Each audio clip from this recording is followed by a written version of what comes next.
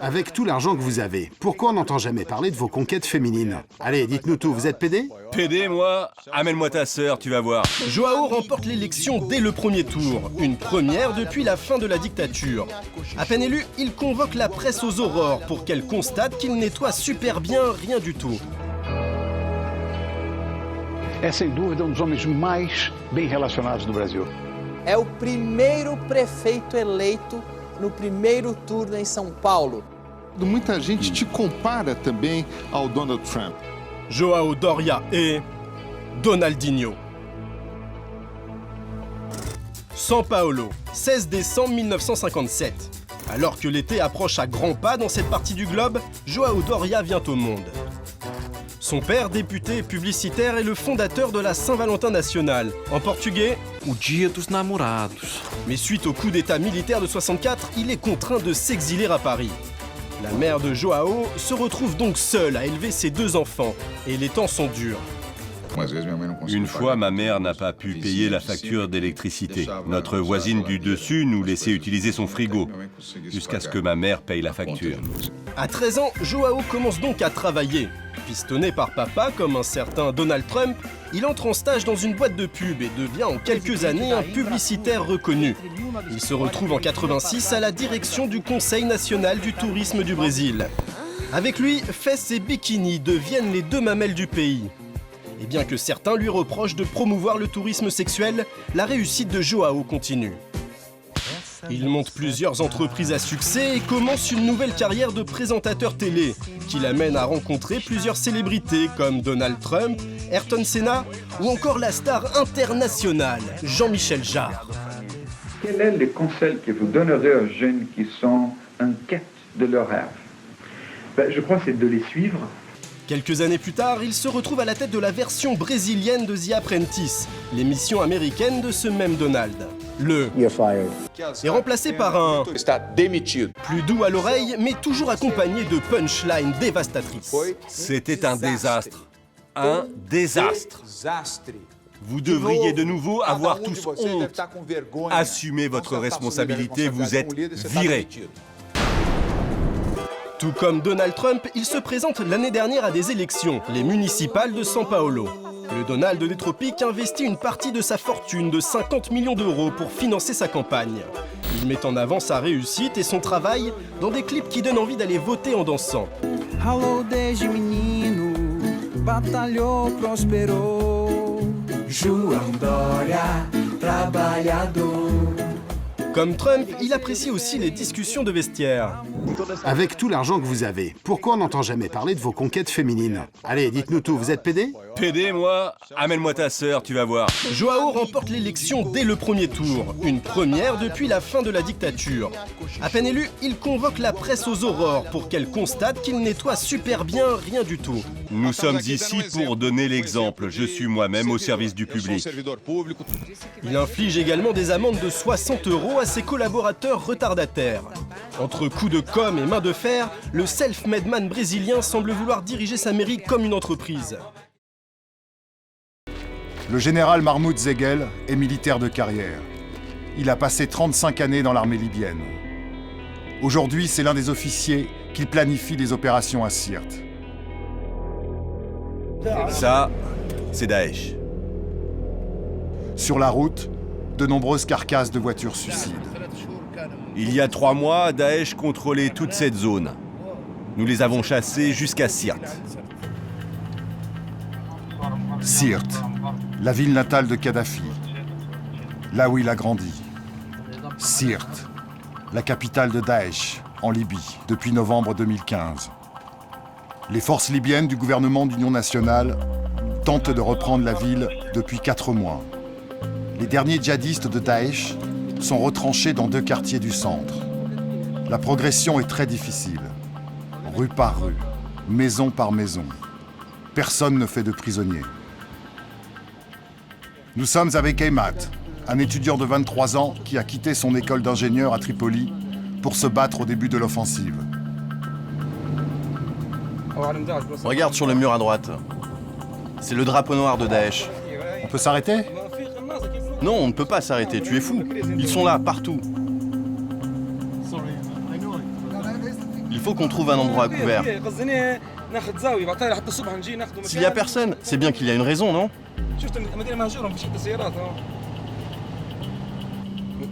Attention, à partir d'ici, ils sont partout. Ils ont beaucoup de snipers. Ils sont où? Ils sont à moins de 500 mètres. Ils peuvent nous tirer dessus à tout moment. Tu vois là-bas, les snipers sont là. C'est très dangereux. Et ils tirent de là-bas.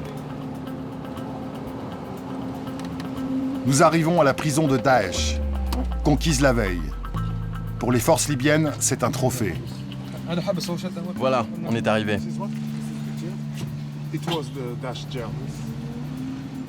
Salut, ça va? Restez pas là!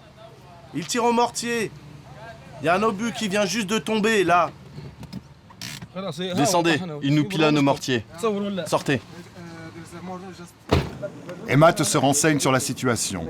Il apprend que Daesh attaque pour reconquérir la prison. Mais il insiste pour nous la montrer. Ça, c'était le bâtiment de la sécurité intérieure, à l'époque de Kadhafi. Ensuite, c'est devenu la prison de Daesh. Et là-bas, c'était le tribunal islamique. Attention, ils attaquent de là-bas. Faites attention, ici ça tombe. Ça tombe.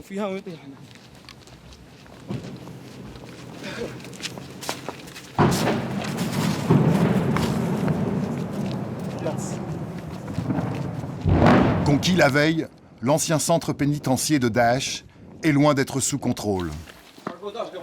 Avant d'abandonner les lieux, un djihadiste a marqué son territoire. Là, on est dans la prison de Daesh. C'est un endroit très important pour eux. En bas, il y a les cellules. Ils avaient aussi un hôpital à côté. Ici, c'était l'administration avec les registres des prisonniers. Ils ont tout brûlé hier, avant qu'on reprenne le bâtiment.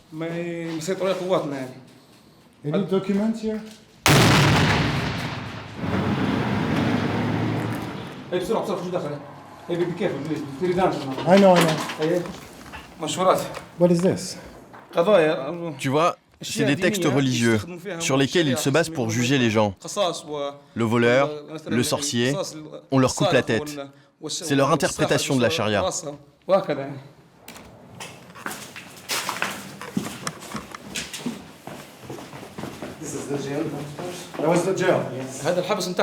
C'est la cellule numéro 1. Viens, entre. Regarde, les prisonniers ont écrit des choses sur les murs pour laisser une trace. Ça, c'est un Algérien. Ici, un Guinéen. Là, un Libyen de Bani Walid. Ici, ils emprisonnaient aussi des hommes à eux, qui n'avaient pas respecté la charia. Il y avait aussi des innocents. Ma mère chérie. Maman, tu me manques. Ça, c'était un message pour sa mère.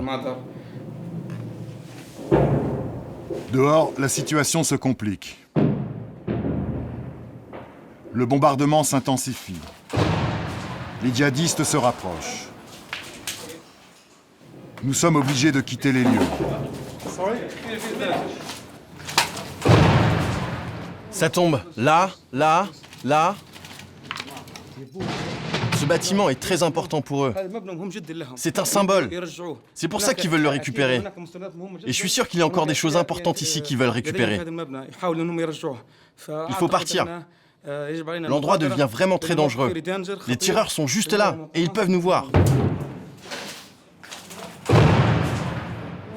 Emad attend le bon moment pour traverser la zone à découvert.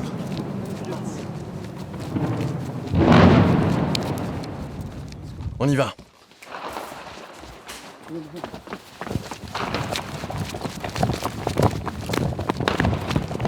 Les djihadistes avancent. Ils sont à moins de 100 mètres. Ils sont là. Ils arrivent. Tu les entends? À couvert, à couvert. Bloquez-vous. Allez, on dégage, vite, vite.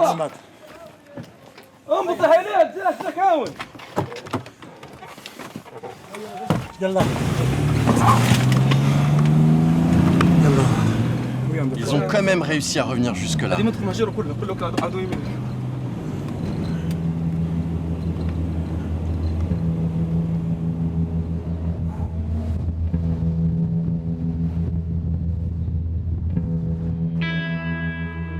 À l'arrière du front, Aymat nous montre les documents qu'il a réussi à ramasser dans le tribunal de Daesh. Ça, c'était un message destiné à la population de Sirte. C'était la banderole qu'il déployait quand il coupait les mains et qu'il décapitait les gens. Il voulait terroriser la population de Sirte.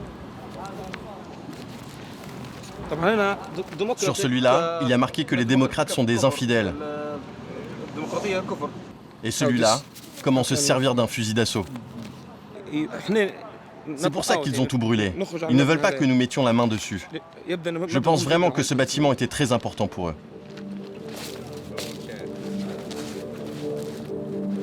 La bataille de Sirte fait maintenant rage depuis le mois de mai. Dans les quartiers reconquis, les traces de l'embryon d'État de Daesh n'ont pas encore été effacées. Taxes pour les commerces, éloge de la famille djihadiste.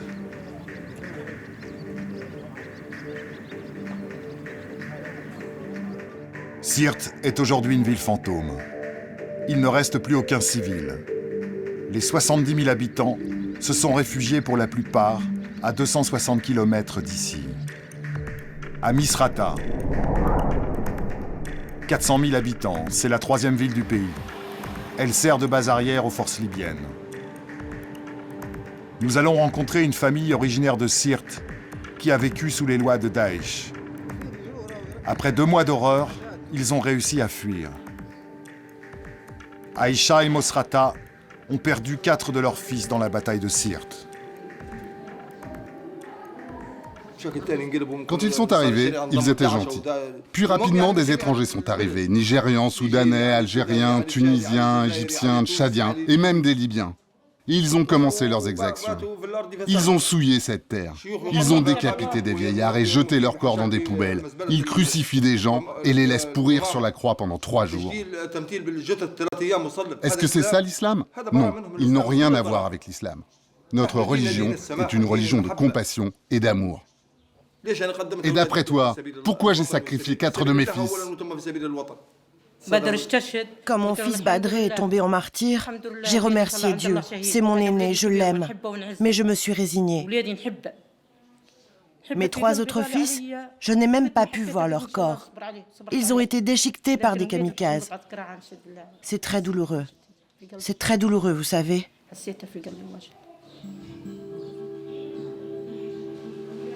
Quatre fils tués en 4 mois. Le 5e et dernier combat toujours à Sirte. Il est venu assister aux funérailles de son frère et retournera au front le lendemain. Ce qui raconte le mieux la violence des combats, c'est l'hôpital de Misrata, le plus proche du front. Le balai des ambulances est incessant. Il leur faut 4 heures pour arriver jusqu'ici. Mets-le là. C'est l'hôpital qui marque le tempo de la bataille. Il n'y aura pas de combat aujourd'hui. Les chambres sont pleines. Les chirurgiens sont débordés. Ils opèrent en moyenne une 60aine de combattants par jour. Les blessés doivent parfois attendre 1 semaine avant d'être opérés, faute de personnel.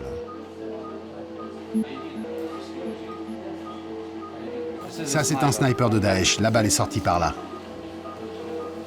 Le docteur Mustapha n'avait jamais connu ça, même pendant la révolution libyenne.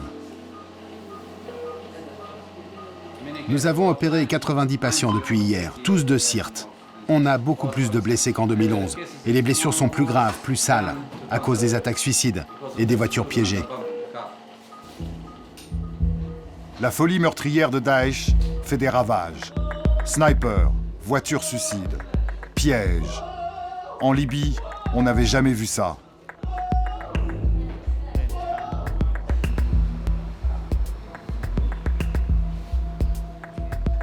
Al-Akalou est arrivé il y a 3 jours.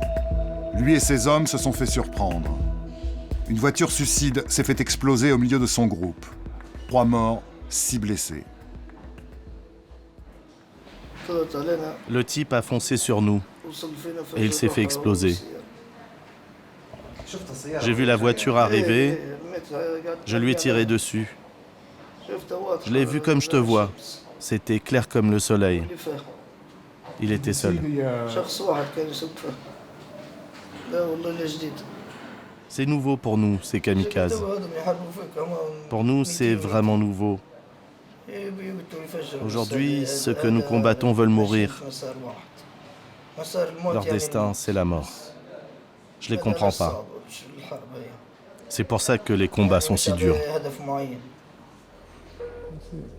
500 morts et plus de 2200 blessés. Le bilan est très lourd et la bataille n'est pas terminée. Le général Mahmoud Zegel est militaire de carrière. Il a passé 35 années dans l'armée libyenne. Aujourd'hui, c'est l'un des officiers qui planifie les opérations à Sirte. Ça, c'est Daesh. Sur la route, de nombreuses carcasses de voitures suicides. Il y a 3 mois, Daesh contrôlait toute cette zone. Nous les avons chassés jusqu'à Sirte.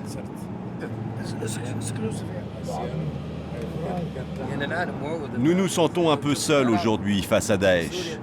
Regarde, en Irak, en Syrie, la communauté internationale a monté une coalition. Nous n'avons eu que des promesses. Nous n'avons rien reçu, ni armes, ni munitions, même pas d'aide médicale.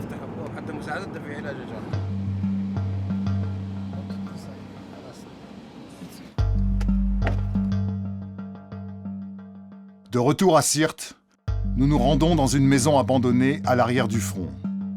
Une nouvelle offensive est en préparation.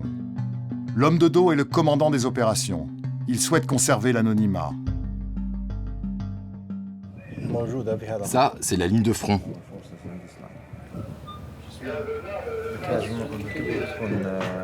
Je peux pas te donner de détails de notre plan d'attaque, mais ils sont encerclés. Oui, ils sont piégés ici, dans le quartier numéro 3 et le quartier numéro 1. Ce n'est plus qu'une question de jours avant qu'on les anéantisse. Si Dieu le veut. Les 400 derniers djihadistes de Daesh sont retranchés dans ces quartiers. Il faut les déloger un par un, maison par maison. La progression est lente, extrêmement lente. Merzen commande 50 hommes. Il combat à Sirte depuis le premier jour.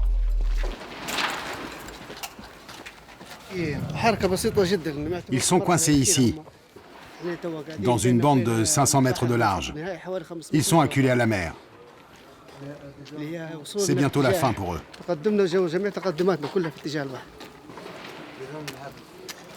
Avec 2 hommes, il va essayer de neutraliser un sniper de Daesh qui les bloque depuis 2 jours.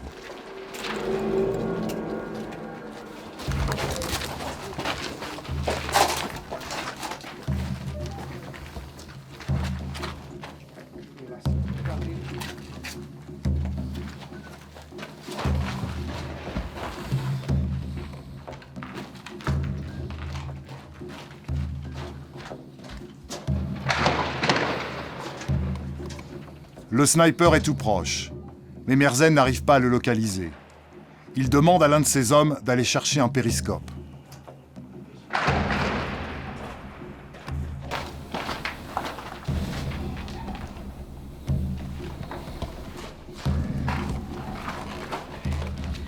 Cette rue est dangereuse. Il y a un sniper dans la rue au bout, là. Il est où? À 200 mètres ou 300 mètres, peut-être.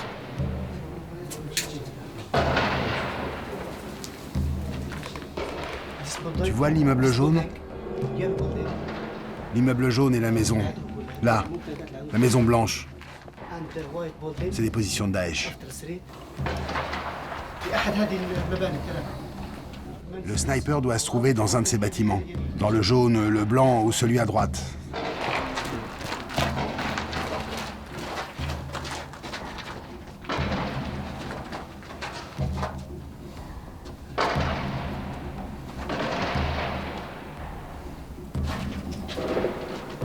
Le sniper se déplace en permanence. Ce sont ces tirs répétés qui permettent à Merzen de le repérer.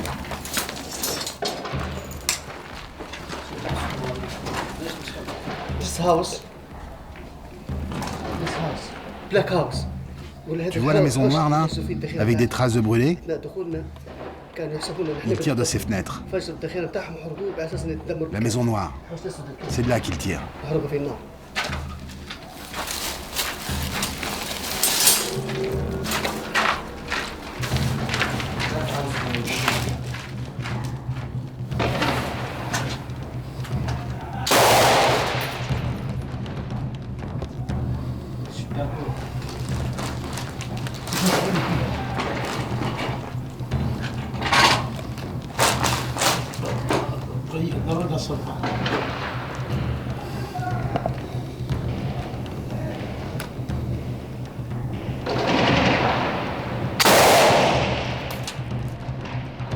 Tu l'as eu?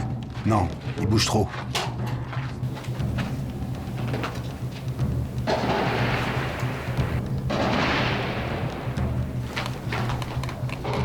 Il faut partir, il a dû nous repérer. Allez, on bouge. Barrez-vous. Il n'arrive pas à anticiper ses mouvements. Il était au 2e étage? Non, il est en bas. Allez-y, faites attention. Un par un. Voilà la nature de la guerre aujourd'hui à Sirte. Un interminable jeu de cache-cache. Le quotidien de Merzenne.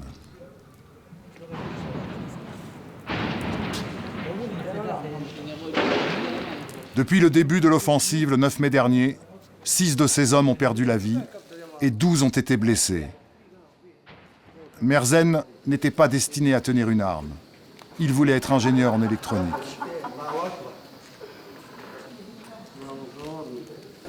J'en ai marre de faire la guerre. On en a tous marre de cette guerre, mais on est obligé d'être là. Ça fait 6 ans que nous sommes en guerre, vous savez. Tout le monde veut la paix, sauf cet ennemi-là. Ils ne sont pas un problème seulement pour les Libyens. Ils sont un problème pour l'ensemble de la communauté internationale. C'est donc notre devoir de les combattre. Aujourd'hui, dans les rues de Sirte, les Libyens se sentent bien seuls face aux djihadistes. Même si parfois la communauté internationale fait une apparition. Comme ce point dans le ciel. Un drone américain. Le gouvernement d'Obama a décidé début août de venir en aide aux forces libyennes engluées dans des combats de rue. Dans le quartier général de Sirte, le colonel Ramadan Ibrahim Zouka trouve que cet appui aérien est bien insuffisant face à des djihadistes décidés à se battre jusqu'au dernier. Oui, les Américains nous aident avec leurs frappes ciblées. Mais vous savez, ils défendent leurs propres intérêts. Et c'est un soutien limité. Vous savez, nous ne pouvons pas faire de prisonniers. Nous avons affaire à des kamikazes. Il n'y a que des kamikazes.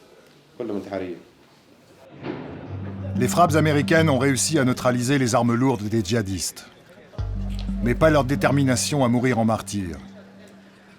Les combattants des forces libyennes qui les encerclent essayent de les repérer avec les moyens du bord. Comme ce civil venu avec son propre drone. Avec ça, c'est pas évident de voir les hommes. Mais j'essaie de repérer leur ravitaillement en munitions, les voitures piégées, et tout ça en temps réel. L'artillerie libyenne, vestige de l'armée de Kadhafi, est bien impuissante dans cette guerre où l'ennemi se terre.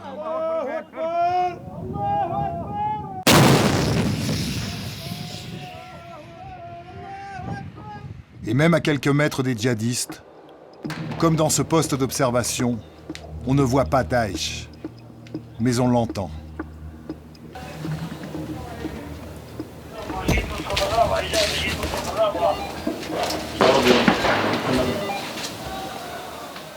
Ça, c'est Daesh.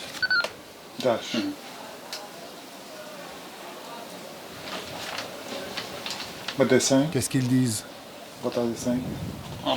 Ils crient à la Akbar. Et puis ils nous traitent d'infidèles, de traîtres. Ça, c'est nous qui tirons. On en a repéré un. Ces hommes épuisés écoutent, scrutent chaque bâtiment sous les insultes de cet ennemi qui a décidé de mourir sur place.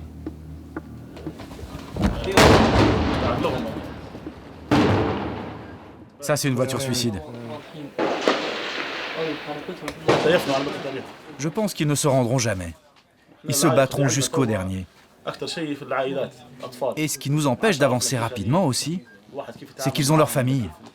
Ils ont leurs enfants avec eux. On ne sait pas comment faire. Les forces libyennes avaient instauré un cessez-le-feu de 3 heures pour permettre aux femmes et aux enfants de sortir.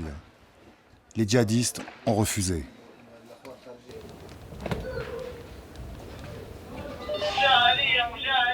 À tous les soldats de toutes les brigades, on vient d'avoir des martyrs. Recueillez-vous, recueillez-vous. Les premières victimes de ces gens, ce sont les musulmans. Même en Occident, les musulmans vont en payer le prix. Aujourd'hui, quand tu vas en Europe, les gens te regardent d'un mauvais œil. Si les djihadistes ont pu s'installer, c'est à cause de nos divisions. Ils ont ruiné notre révolution. Ils profitent toujours du chaos pour s'installer. En Syrie, il y a le chaos. Il y a Daesh. En Irak, il y a le chaos. Il y a Daesh. Au Yémen, il y a le chaos. Il y a Al-Qaïda. Dans n'importe quel pays où il y a le chaos, ils sont là.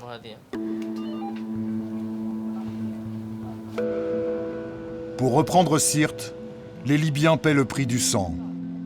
Mais quand ils auront chassé Daesh des derniers quartiers de la ville, sauront-ils rester unis? Car s'ils retombent dans la guerre civile, les centaines de djihadistes qui ont réussi à fuir Sirte sauront en profiter.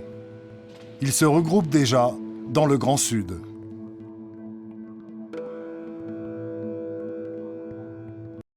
J'ai un sourcil gauche incontrôlable. Cette histoire lui donne une image de mec simple et sympa. Une image que Tim cultive en se mettant régulièrement en scène avec son harmonica.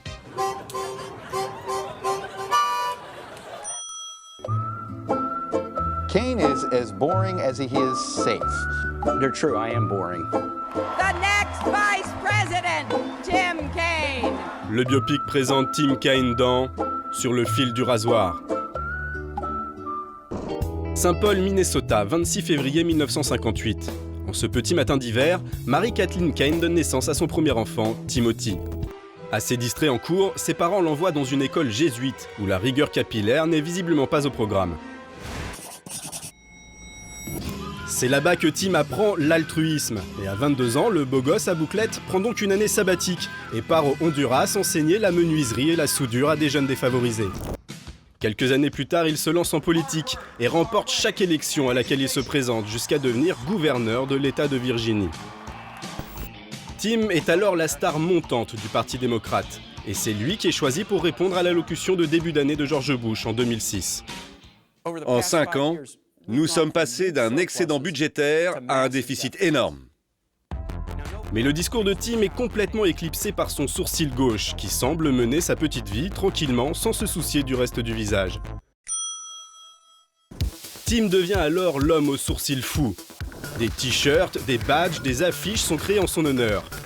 Son sourcil a même son propre compte Twitter, et Tim doit se justifier devant les médias. J'ai un sourcil gauche incontrôlable. Cette histoire lui donne une image de mec simple et sympa. Une image que Tim cultive en se mettant régulièrement en scène avec son harmonica. En participant à un concours d'orthographe entre journalistes et hommes politiques qu'il remporte avec N-O-N-P-A-R-E-I-L. Non pareil. C'est correct, sénateur Kaine. Vous êtes le champion. Mais Tim fait également une brillante carrière politique. Il parvient à durcir l'accès aux armes à feu dans son État et défend le droit à l'avortement, alors qu'à titre personnel, il y est opposé. Deux sujets importants pour Hillary, qui cet été le choisit comme colistier. Le rôle de Tim est de faire pencher l'État de Virginie dans le camp démocrate et de convaincre les électeurs latinos. Il assiste alors à des dizaines de meetings où il change de langue en plein milieu de phrase, rendant son discours difficilement compréhensible. Elle est lista. Hillary Clinton est lista. Tim cherche également à décrédibiliser Trump et il livre même une imitation de Donald qui restera certainement dans les annales comme la tentative la plus grotesque et la moins ressemblante de l'histoire. Croyez-moi, je vais construire un mur avec le Mexique et c'est eux qui vont payer, croyez-moi. Les sondages donnent le ticket Clinton-Kane largement gagnant. Celui qui n'a jamais perdu une élection se voit bien devenir vice-président. Espérons simplement que Tim Kaine ne devienne pas un vice-président trop sourcilleux. Sourcilleux. S-O-U-R-C-I-2-L-E-U-X.